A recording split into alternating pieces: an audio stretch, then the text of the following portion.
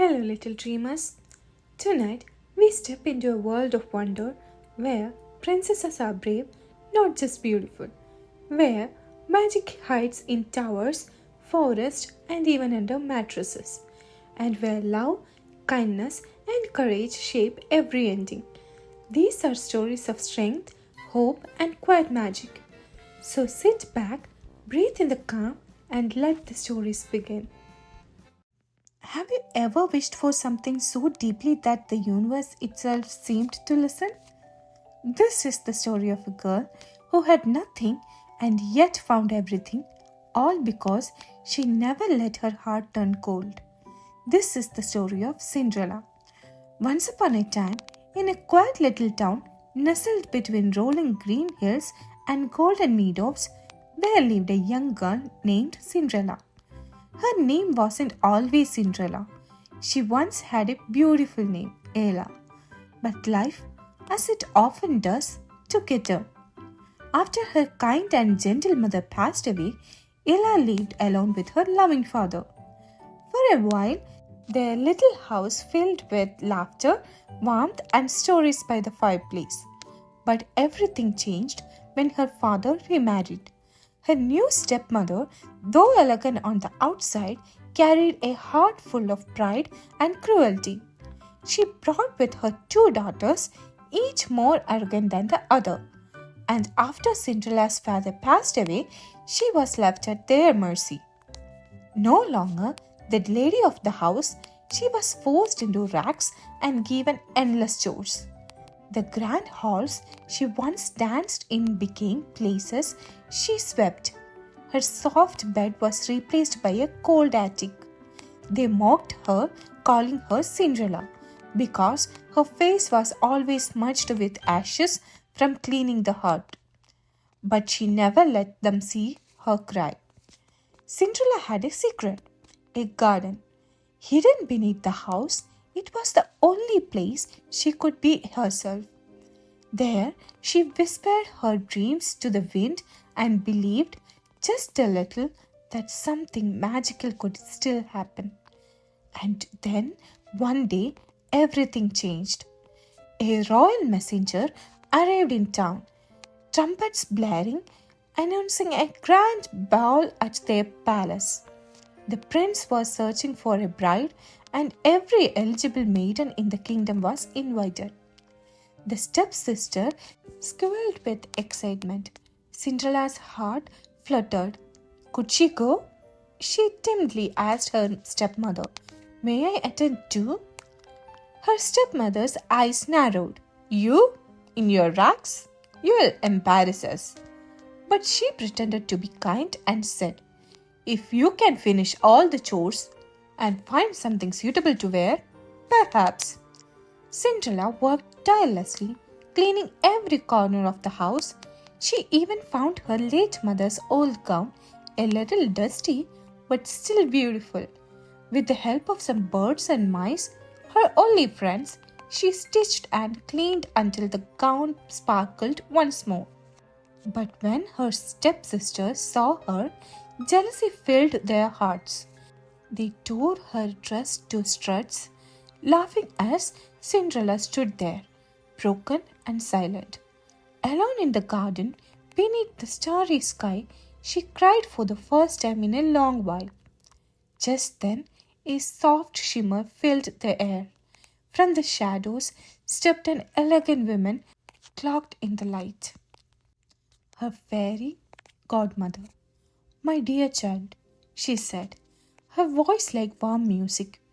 Why such sorrow on a night of dreams? Cinderella wiped her tears. I wanted to go to the ball, but now I have nothing. The fairy godmother smiled.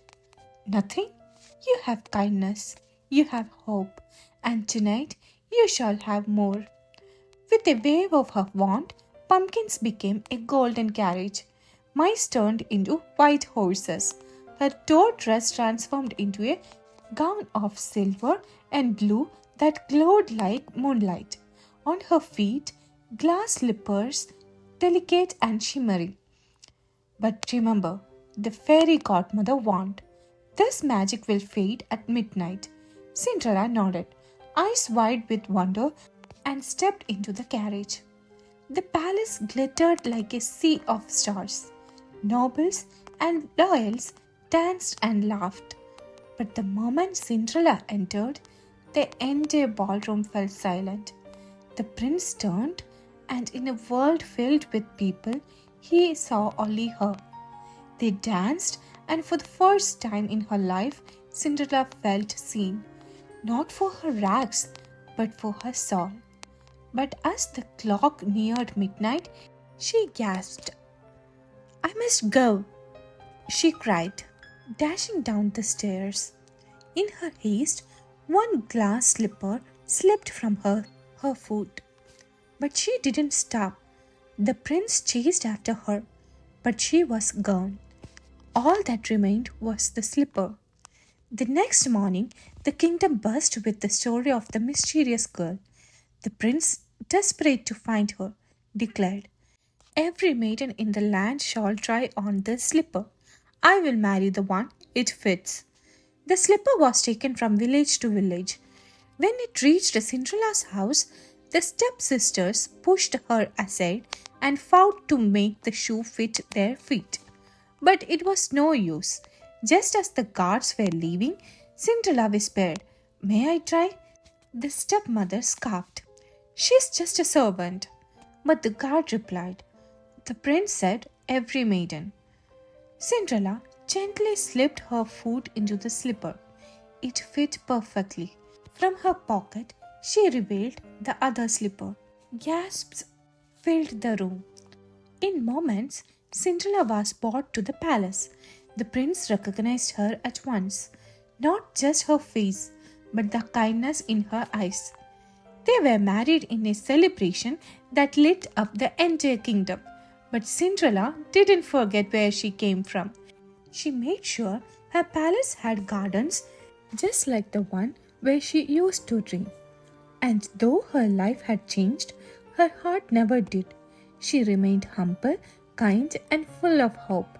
And that is why her story lives on, reminding us that no matter how dark life may seem, a little kindness, courage, and belief in dreams can lit up the entire coldest ashes. Have you ever wondered if fate can be changed? Or if love, even after 100 years, can awaken what once was lost?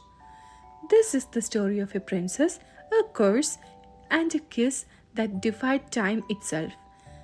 The Sleeping Beauty. Once upon a time, in a kingdom wrapped in sunshine and song, a royal couple longed for a child.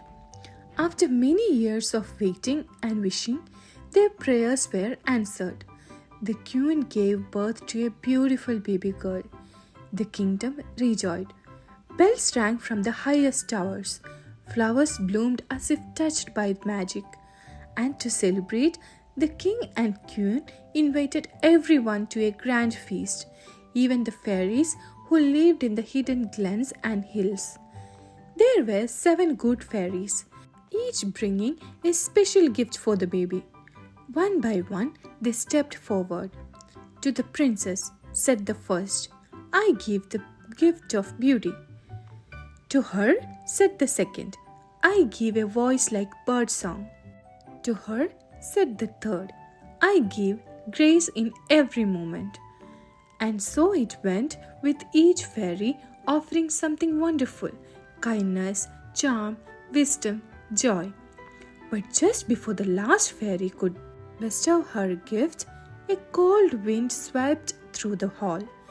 The doors burst open. A tall figure, cloaked in shadows, appeared. It was the 8th fairy, the one who had not been invited. Her name was Maleficent. How lovely, Maleficent said, her voice as smooth as ice. A child, so adored. But how careless to forget me. The king stepped forward. It was not our intention, but Maleficent raised her hand. No matter, I too bring a gift. She turned to the curb. Her eyes gleamed. Before the sun sets on her 16th birthday, the princess shall prick her finger on the spindle of his spinning wheel and die. Gasps filled the hall. The queen wept. The king stood frozen in fear. But before the curse could settle like smoke, the seventh fairy, who had not yet spoken, stepped forward. "I cannot undo her curse," she said, "but I can soften it. The princess shall not die, but fall into a deep sleep, and she shall wake when kissed by true love." The king, desperate to protect her daughter, ordered all spinning wheels in the kingdom burned. But the wise fairies knew that magic could not be stopped so easily. They devised a plan. They would hide the princess in the forest, far from the castle, far from danger, and raise her as their own. They gave her a new name, Briar Rose. And so, in a cottage hidden among tall trees and wild flowers, the princess grew up with the fairies, believing she was a simple village girl. She sang to the birds, danced with deer, and laughed like sunlight on water. She had no idea she was royalty, no idea of the danger that awaited her. The years passed, and the day of her 16th birthday arrived. That morning, Briar Rose wandered into the woods. As she sang, her voice drifted through the trees and reached the ears of a young prince named Philip, who was out riding. He followed the song and saw her, dancing barefoot in a clearing, surrounded by butterflies. They spoke only a few words, but something stirred in both their hearts. A spark, a memory, a beginning. They promised to meet again, but fate was already at work. When Rose returned to the cottage, the fairies could keep the secret no longer. They revealed the truth. She was a princess, and she must return to the castle. Heartbroken, she left the forest behind. But Maleficent had been watching. That very evening, she lured Rose, now Princess Aurora, into a hidden tower within the castle. There, a single spinning wheel stood, untouched by time. As if in a trance, Aurora reached out. Her finger touched the spindle, and just as foretold, she fell into a deep, enchanted sleep. The fairies, heartbroken, cast a spell to let the entire castle sleep with her. The kingdom was covered in vines, sealed away from time, waiting for the day the curse would break. Far away, Prince Philip was searching for the girl from the woods. The fairies found him and revealed the truth. She was the sleeping princess, and only he could save her. But Maleficent would not surrender easily. She summoned a wall of thorns to block his way. When he broke through, she transformed into a fearsome dragon, her eyes blazing with fury. With the help of the fairies, Philip fought bravely. He raised his sword high and one final strike defeated the dragon. He reached the tower where Aurora lay. Untouched by time, her golden hair spread like sunlight on silk. He knelt beside her, heart pounding, and kissed her gently. Aurora's eyes fluttered open. The spell was broken. Around the kingdom, the vines vanished. Bells rang. Light poured through the windows. The king and queen embraced their daughter once again. And Philip and Aurora, two hearts drawn together by faith and courage, were wed in a celebration that echoed through the land.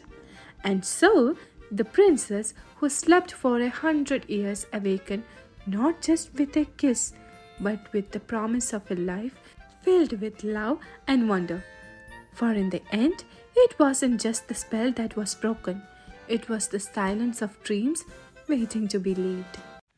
This tale comes from the deepest part of the ocean, where dreams rise like bubbles and love echoes like waves.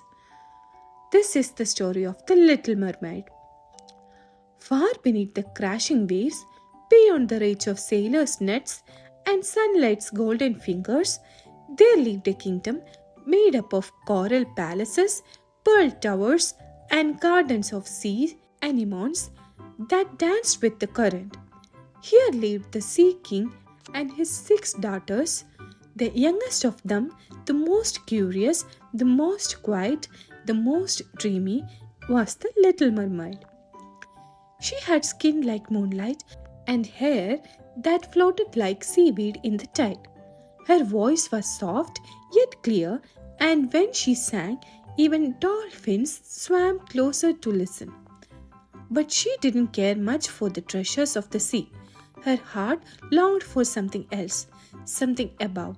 You see, her older sisters told her stories of ships that sailed across the surface of the ocean, of land with trees and stars and fire that danced in the lanterns, of humans who walked with legs and lived lives so different from hers. But most of all, she wondered what it felt like to have a soul that didn't vanish like sea foam but lived forever. In her world, mermaids lived long lives, but when they died, they became part of the sea.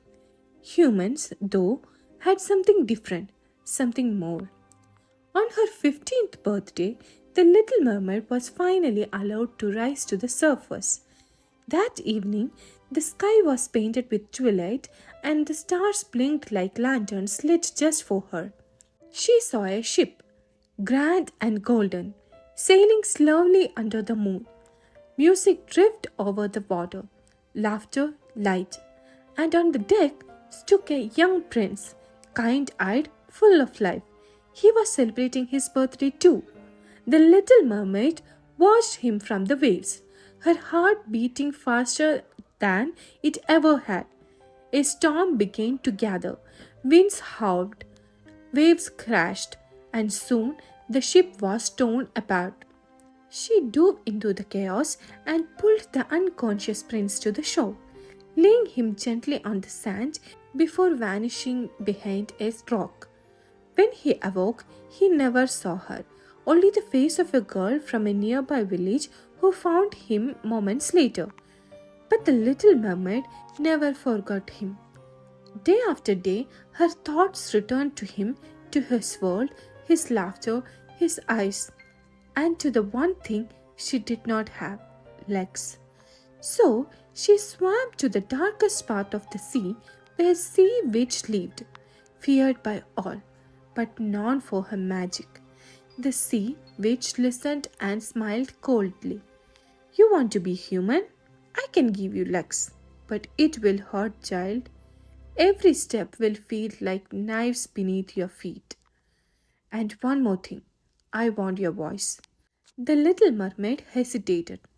Also, the witch added, if the prince falls in love with another, you will return into the sea form at dawn. Still, she agreed. With one final song, her voice like a wave saying goodbye. She gave up her voice. Her tail was split into legs, and she was felt on the shore.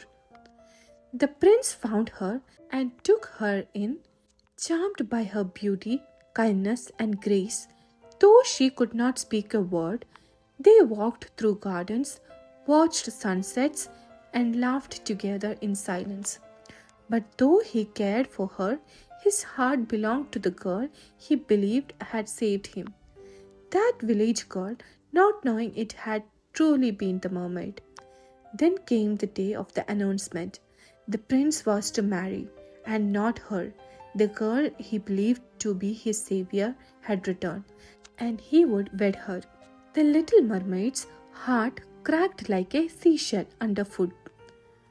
Her sisters came to her that night, hair soaked in sorrow. They had given their hair to the sea witch in exchange for a dagger. If you stab him before sunrise, they said, you will be mermaid again. You will leave. She took the dagger and crept silently into the prince's chamber. There he lay, peacefully, dreaming, holding the hand of another. She raised the blade and then let it fall into the sea. She could not harm the one she loved. as the first night of dawn touched the sky, she stepped barefoot onto the sand, feeling the pain in every step, and walked to the water's edge. She closed her eyes, waiting to vanish. But she didn't turn into sea foam. Instead, she felt herself lift, not sink. She was rising, floating, light as the wind. A voice whispered, "You have shown true love without taking anything in return. For that you are not lost." The little mermaid had become one of the daughters of the air, spirits who travel the world doing good deeds, earning a soul not by birth, but by choice. And so the little mermaid never returned to the sea, but she lived on in the breeze that brushes your cheek, in the wind that sings through trees, in the hush of the waves, a tale of love not always returned, but always remembered. In a quiet village, where the days passed slowly and the skies changed gently with the seasons, there once lived a girl who loved books more than jewels and kindness more than beauty. This is a tale about how love can break even the strongest of curses, and how seeing with the heart changes everything. This is the story of Beauty and the Beast. Long ago, in a grand and lonely castle hidden deep within an enchanted forest, a prince lived surrounded by riches, servants, and splendor. But the prince was proud, cold in heart, and harsh in judgment. One winter's night, a poor old woman came to his door, begging for shelter in exchange for a single rose. Disgusted by her appearance, the prince turned her away. But she was no ordinary beggar. In the blink of an eye, she transformed into a beautiful enchantress. To punish his unkindness, she cast a powerful spell. The prince was turned into a beast, and his servants into objects, candlesticks, clocks, teapots, and more. She left him with a magical mirror to see the world, and a rose that would bloom until his 25th birthday.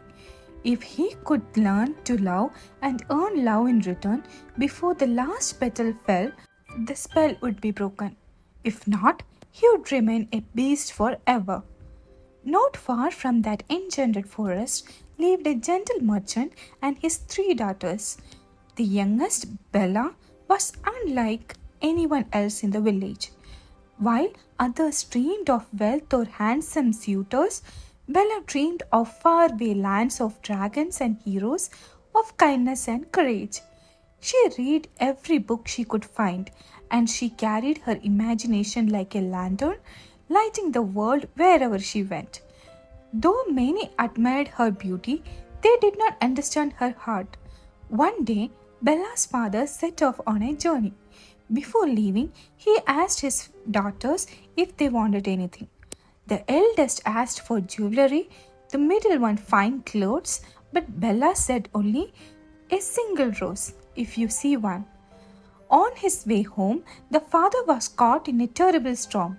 Lost and freezing, he stumbled upon a strange castle. Though it appeared empty, the doors opened, food appeared, and a warm fire cracked in the hearth. Before leaving, he plucked a single rose from the garden for Bella. But as soon as he did, a fearsome beast appeared from the shadows, furious. "You took what was not yours," the beast roared. "For this, you must pay." Terrified, the father pleaded for mercy. The beast made a deal. The merchant could go home if he promised to send one of his daughters in his place. When Bella heard the story, she didn't hesitate. "I'll go," she said. "I'll take his place." Her father begged her not to, but Bella was brave and believed that a promise once made should be kept. And so she rode to the castle. The beast expected fear, but Bella stood tall.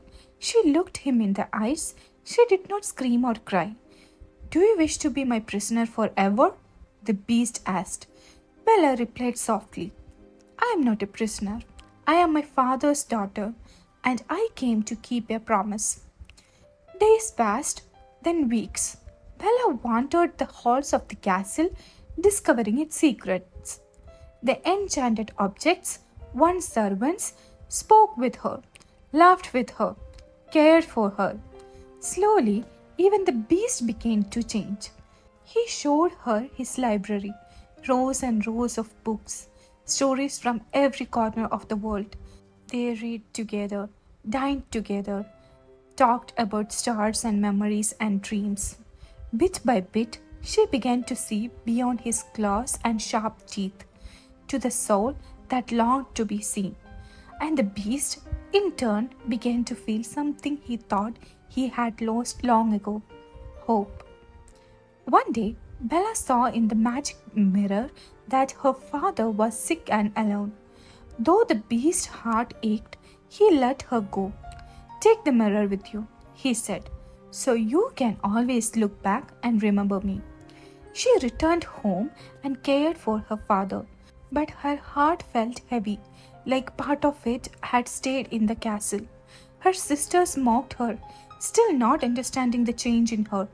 But Bella knew what love felt like: not flowers or flattery, but quiet understanding and sacrifice.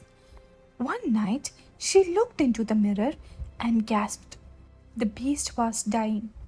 Without hesitation, she returned to the castle. The halls were quiet, the air still. She found him lying in the garden, the last rose petal trembling. Tears fell onto his fur. "You came back?" he whispered. "I came back 'cause I love you," Bella said. At that very moment, the wind howled, the sky lit up, and magic spun around them like a whirlwind. The curse was broken. The beast form shimmered and shifted, and standing before her was the prince, human once more, with the same kind eyes she had come to know. Around them, the castle bloomed with life. The servants returned to their true forms. Light returned to every corner. Bella and the prince didn't rush into their happy ending. They learned, listened, laughed, built their future one day at a time. Because real love doesn't need perfection. It only asks for honesty, patience, and a little courage. And so, the girl who read fairy tales found herself living one. Some stories begin in palaces, some in forests, but this tale begins with a wish. A wish so strong it climbed over walls, passed through windows, and reached the very top of a lonely tower. This is the story of Rapunzel. Long ago, in a small village by the edge of a great forest, there lived a kind couple who had everything except a child. For many years, they wished and prayed until at last their hope was answered. One morning, the wife looked out her window and saw the garden next door. It was full of green leaves, blooming herbs, and a patch of glowing, leafy plants called Rapunzel. The garden belonged to an old enchantress, feared and whispered about. The plants seemed to shimmer in the sunlight, and a craving grew in the woman's heart. She said softly, "If I cannot eat that Rapunzel, I feel I may not survive." Seeing her pale and worried, her husband was torn. He waited until dusk and crept into the garden. He picked a handful of the plant and rushed back. His wife's eyes lit up. She ate with joy. But the next night, he returned for more. And this time, he was caught. A shadow rose from the vines. "How dare you steal from me?" the enchantress hissed. The man fell to his knees. "Please, my wife, she is expecting our child. I meant no harm." The enchantress studied him, and then she smiled. "Very well, take all the Rapunzel you like, but when your child is born, she will be mine." Terrified, he agreed. When the baby arrived, a beautiful little girl with hair like threads of gold, the enchantresses appeared. wrapped the child in her cloak, and disappeared into the forest. She named the baby Rapunzel. The enchantresses took Rapunzel deep into the woods, far away from any village or path. There, she built a tall tower, no stairs, no doors, only a single window high above the ground. As the years passed, Rapunzel grew into a kind and curious girl. Her hair grew long, so long it could be braided down the entire side of the tower. The enchantresses would visit each day and call out, Rapunzel, Rapunzel, let down your hair, so I may climb without a stair. And Rapunzel, unaware of any other life, would let down her golden braid, pulling the enchantresses up into the room. She spent her days singing, weaving, and watching the sky from her small window. One day, a prince rode through the forest. He heard a voice, a song so soft and full of longing, it seemed to rise with the wind. Entranced, he followed it. He found the tower but saw no door. He waited, hidden among the trees. Soon the enchantresses arrived. He watched in amazement as she called out, and a long golden braid tumbled down from the window. She climbed up and vanished. The next day, the prince returned. He stood at the base of the tower and called, just as the enchantresses had. Rapunzel, Rapunzel, let down your hair, so I may climb without a stair. The braid unfurled, and he climbed up. When he reached the top, he didn't find a witch, but a young woman, startled but curious. Who are you? She whispered. He smiled. I heard your voice in the woods. I had to meet the one who sings with such a heart. Rapunzel had never seen another human, never spoke to a man, but something about him, his kindness, his eyes, his voice, made her heart feel warm and new. He began to visit every evening. They talked, laughed, dreamed. But one day, the enchantresses noticed something had changed. Rapunzel had questions. Her eyes sparkled differently. Her voice carried new melodies.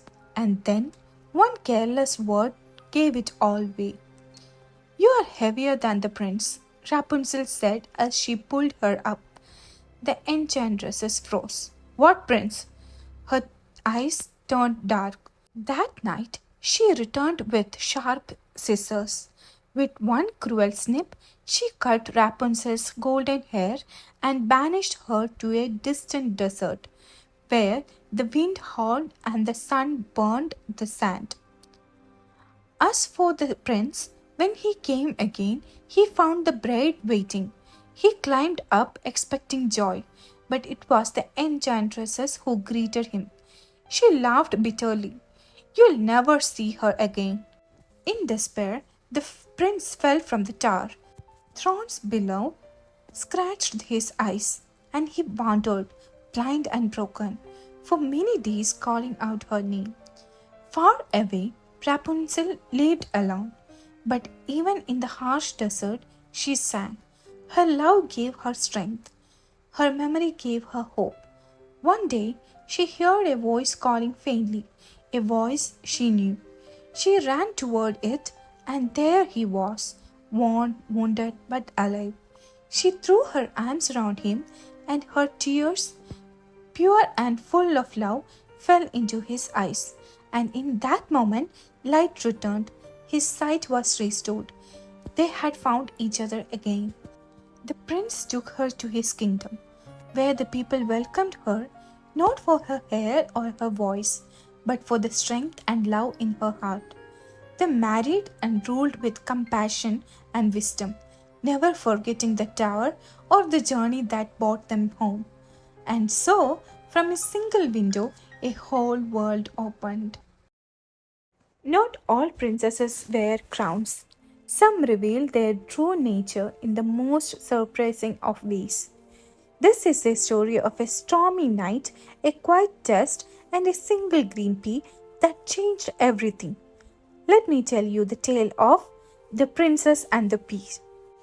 Once upon a time, in a grand but somewhat gloomy castle, there lived a young prince. He was thoughtful, clever, and kind, but terribly particular. He wished to marry a true princess, not just by name or wealth, but a real prince in heart, manners, and soul. And so he traveled far and wide, across snowy mountains and deep valleys, through golden deserts and across silver seas. He met many princesses, daughters of kings and queens, girls in silk, girls in lace, girls who sparkled and laughed and sang. But something was always off. One was rude to her mates, another cared more for jewels than kindness. One even yearned through poetry. I want someone real, the prince would sigh. Not just a title, but a heart that feels. He returned home a little lonelier than before, thinking perhaps such a princess didn't exist. Then, one evening, as thunder cracked across the sky and rain poured like buckets from the heavens, there came a knock at the castle gate. The king, queen, and prince turned toward the sound. A servant opened the door, and there, in the pouring rain, stood a girl. Her hair was soaked, her dress muddy. Water dripped from her sleeves and ran down her nose. "I'm a princess," she said gently, shivering. "I was traveling with my retinue when we were separated by the storm. May I seek shelter for the night?" The queen raised an eyebrow. "A princess, you said?" She didn't look like a princess. She looked like a drowned kitten. Still, the prince was curious. There was something quiet about her, something real. The queen, however, was not easily convinced. "We shall see," she said under her breath. Late that night, the queen tiptoed into the guest chamber. She called her maids and gave them a strange order. First, they laid one small green pea on the bed frame, then 20 mattresses, and on top of that, 20 feather beds, fluffy, soft, high as a tower. The girl would sleep on it that night. "She says she is a real princess," the queen whispered. "Let's see if she can feel that tiny little pea."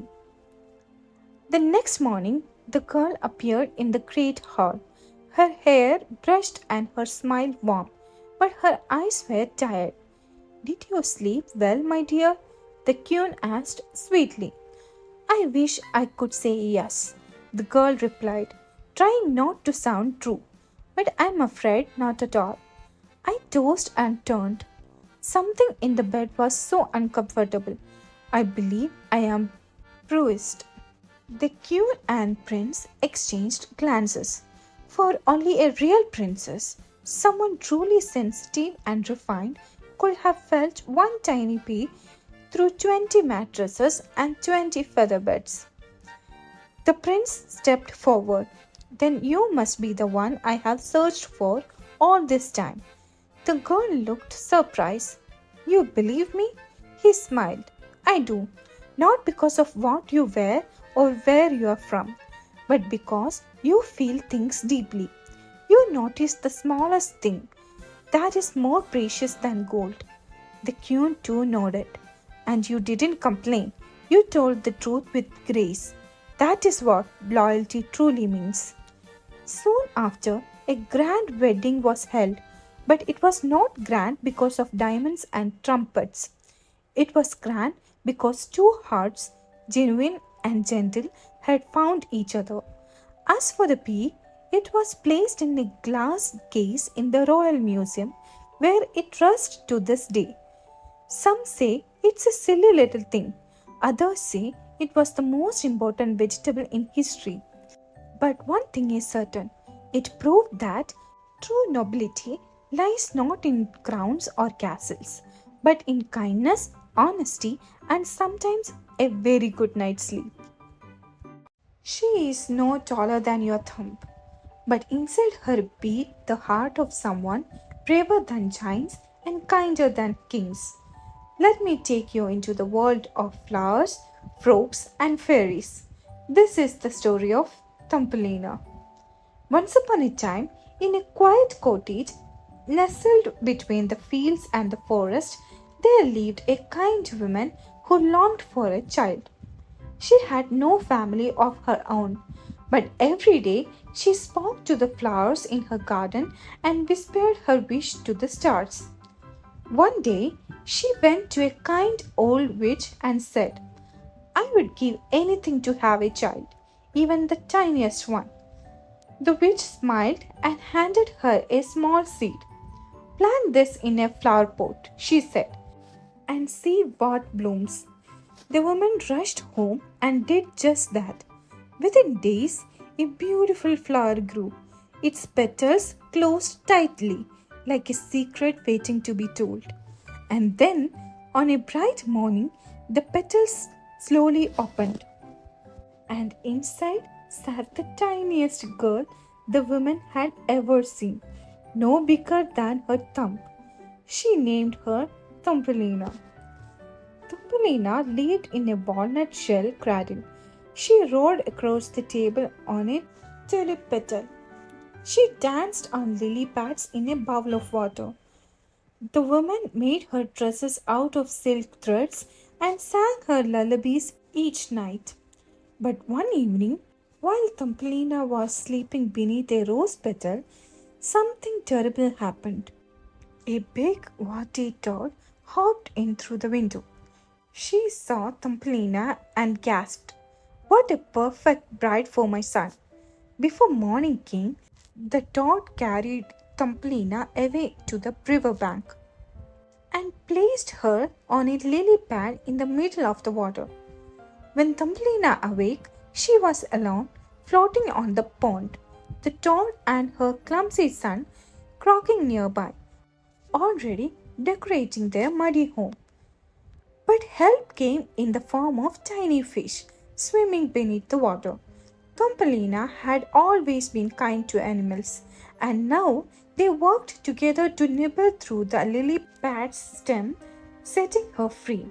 She floated away down the stream, drifting past dragonflies, reeds, and curious frogs. She landed safely in a forest where she made her home beneath a large leaf. She drank dew from a flower petals and made friends with butterflies. For a while, life was peaceful again, but the world was not done with her yet. One day, a beetle whooped down and carried her off into the tree tops. He showed her off to his friends, but they all said the same thing. She is too different. She doesn't even have wings. Embarrassed, the beetle left her on a daisy and flew away. Alone again, Thumbelina wandered the fields, sleeping in the hollow of trees, curling up in petals. When winter came, she struggled. The cold bit her toes. The wind howled through the grass. Her dress, once delayed and light, offered little warmth. But Thumbelina didn't give up. One day, she came across the burrow of a king field mouse, who invited her in. You may stay, the mouse said, if you help with my housework and read to me during the long nights. Thumbelina agreed gladly. She was warm again. She had a friend. But one day the mouse had news. Our neighbor, Mr. Moth, is coming to visit. He is very rich and very proper. If you impress him, you could marry him and live underground forever. Thumbelina's heart sank. She didn't want to live underground, far from sunlight and flowers. Still, she was polite. While walking through the mole's dark tunnels, Thumbelina stumbled upon something lying in the shadow. A tiny bird, a swallow, cold and still. He is dead, the mole said. Leave him. Let nature be. But Thumbelina knelt beside the bird. She felt a faint beat, a whisper of breath. She gathered wool and feathers to warm him. Each day she brought him food and whispered stories into his ear, and slowly he grew stronger. When spring returned, the swallow spread his wings once more. Come with me, he said. I'll take you far from here, somewhere full of flowers and light. But Thumbelina shook her head. I must not leave the mouse who has been so kind. But thank you, dear friend. That swallow flew away, and Thumbelina stayed, her heart both heavy and brave. Soon the field mouse began preparing for the wedding. Thumbelina's dress was sewn. The underground home was polished. The day approached quickly. But on the morning of her wedding, Thumbelina stepped outside one last time to feel the sun on her face. And just then, a familiar sound. The swallow swooped down. There's still time, he said. Will you come with me now? Thumbelina looked at the sky, the clouds, the wild flowers in bloom. Yes, she whispered, and together they soared into the sky. They flew across forest and field, beyond rivers and cities, until they came to a hidden valley bursting with colors. In the center of a flower stood a tiny house, and beside it a flower prince, no taller than Thumbelina. He welcomed her with warmth and wonder. The birds sang, the flowers bowed. Will you stay here? The prince asked gently. Among those who are like you. Thumbelina smiled wider than ever before. I will. And from that day on, she lived in the land of flowers where everything was her size and love bloomed without fear. The prince gave her a new name, May Blossom, for she had bloomed in spring against all odds. And though she had once been called Thumbelina, the world knew her now as something far more brave, kind, and full of light. They say some secrets can't be kept forever, especially when shoes wear out night after night and no one knows how. This is a tale of hidden doors, enchanted forest, and the mystery that only one brave soul dared to solve. Let me tell you the story of the 12 dancing princesses. Once upon a time, in a great and glittering kingdom, there lived a king with 12 daughters. They were graceful, clever, and beautiful, each one with a different spark in her smile. They slept in a long hall of beds, each covered in silk and lace. Their rooms were locked at night, and yet every morning the same mystery appeared. 12 pairs of shoes worn out, scuffed soles, tattered ribbons. The shoemakers could hardly keep up. No one knew why or how, but every morning the princesses had danced the night away somewhere. The king was baffled. He declared, whoever can discover where my daughters go each night shall marry one of them and inherit the crown. But there was one condition. You have 3 nights to solve the mystery. Fail, and you will leave this castle forever. Many tried, princes, nobles, knights, and one by one they failed. Then one day, a quiet soldier arrived at the castle gates. He had no title, no fortune, just kind eyes and a calm voice. He had once fought in wars, but now sought peace. When he heard of King's challenge, he stepped forward. I'll try, he said. The king looked at him. 3 nights. He warned. No more. The soldier bowed. That is enough. An old woman who had heard of his task approached him quietly and said, Take this, an invisible cloak, and do not eat or drink anything the princesses offer you. The soldier thanked her, not knowing how useful her gift would be. That evening, he had taken to a room beside the princess's chamber. The eldest princesses greeted him with a gentle smile and offered him wine.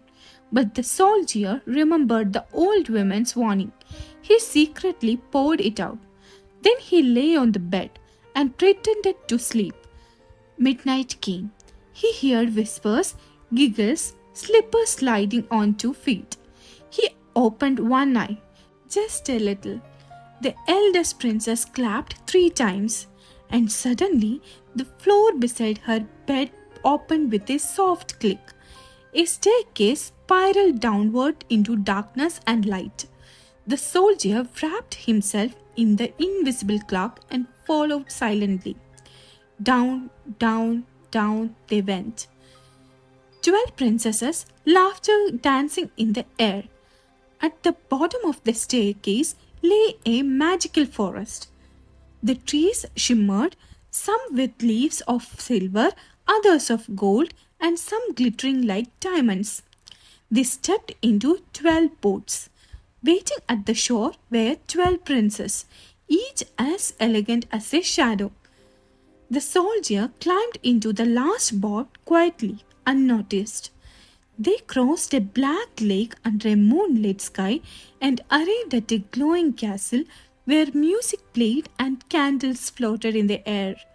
The soldier watched, amazed, as the princesses danced, spinning, laughing, losing track of time. When the night ended, they returned the same way they came, back up the staircase, back into the beds. By morning, their shoes were worn thin, and the soldier still pretended to sleep. The second night, it happened again. This time, the soldier broke off a branch from the silver tree and hid in his coat. The third night, he took a golden leaf and a jeweled cup from the enchanted castle. Each night, he said nothing. He simply watched and followed and waited. On the fourth morning, the king called for him. "Well," he asked, "have you solved the mystery?" The 12 princesses stood in a row, eyes wide with worry. They thought he had slept through it all. But the soldier stepped forward and spoke calmly. "Your daughters leave through a secret staircase each night. They journey to a magical land and dance until morning with 12 enchanted princes." The king's eyes widened. The princesses gasped, and then the eldest stepped forward. "It is true," she said softly. "We never meant harm. We were under a spell. The dancing felt like a dream, and we could never speak of it." The king sighed with relief, not anger, and turned to the soldier. "You have done what no one else could. You may now choose one of my daughters to marry." The soldier looked at the youngest princess, gentle and curious, and said, "If she would have me, I'd be honored." She smiled shyly and nodded. And so they were married, not just with celebration, but with great joy. The magic was broken. The hidden world faded. The princesses slept soundly for the first time in years, and the soldier, who had once been a silent guest, became a beloved part of the family. There are some stories that speak in silence. This one is about a sister and the 11 brothers she loved so deeply. She was willing to suffer in silence just to save them. Let me tell you the tale of the Wild Swans. Once upon a time, in a faraway kingdom, there lived a king with 12 children, 11 sons and 1 daughter. The sons were brave and bright. The daughter, Elisa, was gentle and pure with eyes like the morning sky. They lived happily, playing in the royal gardens, telling stories, and dreaming under the stars. But happiness has enemies. One day, the king remarried. His new queen was beautiful, but her heart was cold as stone. She was a sorceress, and she despised the children, especially Elisa. She began with lies, whispers, and tricks, turning the king's heart away. Then one dreadful day, she cast a terrible spell on the 11 brothers. She turned them into wild swans. They flew away, their cries echoing in the air, their sister watching in horror as feathers replaced hands, and her brothers vanished into the clouds. The queen sent Elisa far away to a distant village where no one knew her name. But Elisa never fought. Every night she dreamed of her brothers. Every day she wandered the woods, listening to the wind, hoping for a sign. And one twilight evening, under a sky streaked with orange and gold, she saw them, 11 white swans, soaring in a V formation above the trees. As the sun dipped below the horizon, the swans landed near her, and right before her eyes they transformed. One by one, feathers turned into hands, beaks to smiles, and there stood her 11 brothers, human once more, but only for the night. For at sunrise they would turn back into swans. They embraced her with tears and laughter, their voices full of longing. "Dear sister," said the eldest, "we can only take human form at night. A powerful curse binds us, but we have heard that there is a way to break it." The brothers led Elisa to a hidden glade deep in the forest. "There is a way," said the eldest, "but it is full of pain and silence. You must gather nettles, those sharp, stinging plants, and spin them into yarn with your own hands. Then sew 11 shirts for each of us. Only then will the curse be broken." Elisa nodded, determined. "There is one more thing," he added gently. "From the moment you begin until the very last shirt is finished, you must not speak a single word, not a cry, not even a whisper. If you do, the spell will remain forever." Elisa looked at her brothers. She thought of the gardens, the laughter, the lullabies they once shared, and without hesitation she agreed. Elisa found a cave to live in. She gathered stinging nettles with bare hands, tears streaming down her cheeks from the pain. She spun by moonlight, saved by starlight. She spoke to no one. When strangers passed, she said nothing. When children laughed nearby, she smiled but stayed silent. Seasons passed. Her hands were raw, her hair entangled, but her heart never wavered. One day, a young king rode through the woods and found her. He was enchanted by her quiet strength. He brought her to his palace, gave her soft clothes and warm food, but she still said nothing. He asked her to be his queen. She nodded silently. And though she did not speak, he married her, trusting her grace. But not everyone understood her silence. The king's advisers grew suspicious. "Why does she never speak?" they whispered. "She came from the forest. She plays with nettles. She must be a witch." The whispers turned into accusations. Elisa, still sewing her final shirt, could not defend herself. And so the king, torn between love and duty, was forced to follow the law. She was to be tried and punished. Her punishment, death at sunrise. On the night before her execution, she was led to the city square. The people jeered. The fire was being built. Elisa clutched a bundle of rough shirts, the last one still unfinished, and then a sound in the sky. Wings, feathers. The swans came, sweeping through the clouds and landing beside her. Without a word, she threw the shirts over each one by one. They transformed into men. Except the youngest, his shirt had no left sleeve. One wing remained in place of an arm, but the spell was broken. In that moment, Elisa's voice returned. She turned to the crowd and cried, "I am innocent." Everyone shocked. The fire was put out. The king wept with joy. Elisa and her brothers were free. The people once afraid now stood in awe. The king knelt beside her. You suffered so much, and still you never gave up. She looked at her brothers, then at him, and smiled. No love is greater than the one that asks for nothing in return, she said. And so, the silent girl who never stopped stitching hope into every thread became not just a queen, but a legend.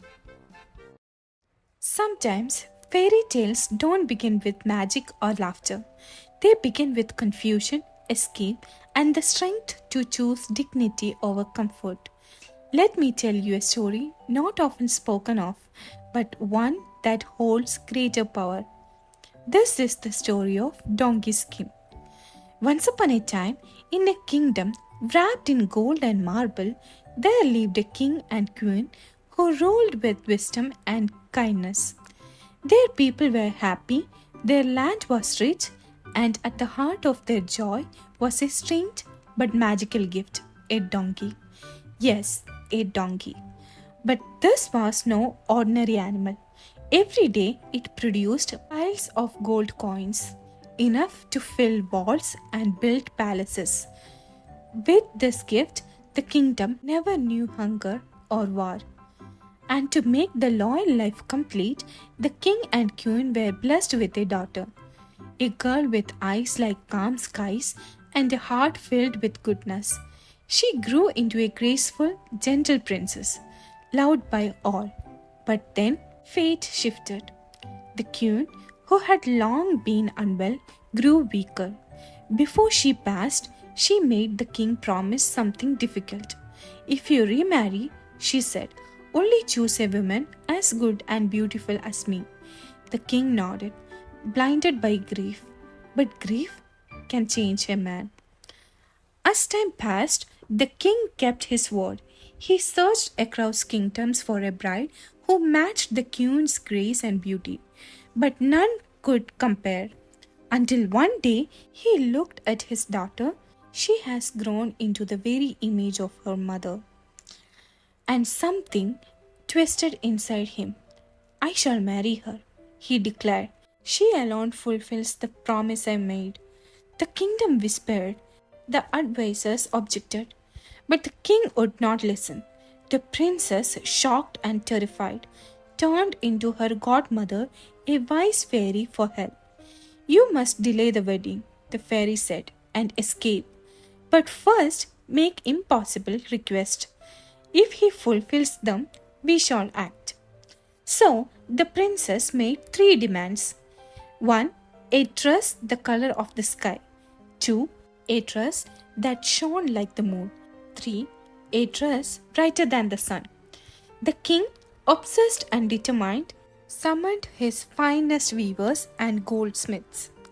And to the princess' honor, he succeeded. 3 dresses, one of shimmering blue, one of glowing silver, and one that sparkled like firelight, were delivered to her chamber. She wept. Then she made one final request.